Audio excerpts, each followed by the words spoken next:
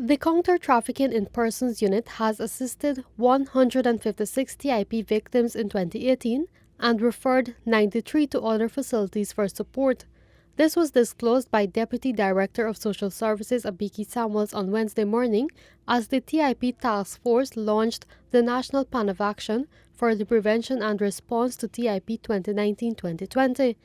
She noted that the challenges to combating TIP is only worsened with the influx of migrants into Guyana. When the situation is worsened by the influx of persons or foreigners from across the borders, who are then exploited by unscrupulous persons, you can imagine the enormity of the problem we are faced with. There have been more than 5,000 registered Venezuelan migrants who have settled in Guyana over the past 3 years.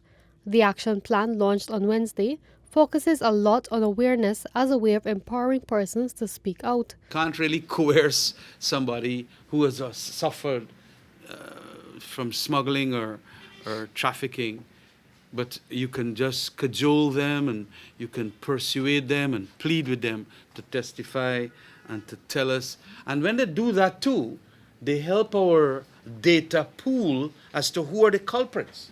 That was Minister of Public Security Kemraj Ramjatan, who also delivered remarks at the event. The minister hinted that some of the perpetrators are business persons and public officials. You would be surprised to know who the persons involved. The main men, as we call them. And it could very well be people working for the public authorities, or it could be some private businessmen living it up.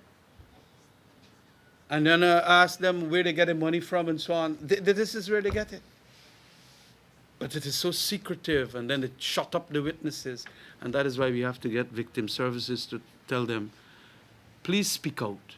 Asked about what is being done to ensure that men and boys also speak out about TIP, Coordinator Acting of TIP Task Force, Oliver Prophet, said engagements are held with the youths at the juvenile holding centers and others who are vulnerable. Guyana has achieved Tier 1 status in the U.S. State Department's Trafficking in Persons report, given the serious and sustained efforts undertaken in the fight against TIP. However, there were several areas pinpointed for improvements, including the lack of out-of-town protection and shelter to victims, the decrease in prosecutions, and the low successful conviction rate. The task force official says its hindrance to successful prosecutions is the lack of testimonies. Bibi Khatoon, Newsroom.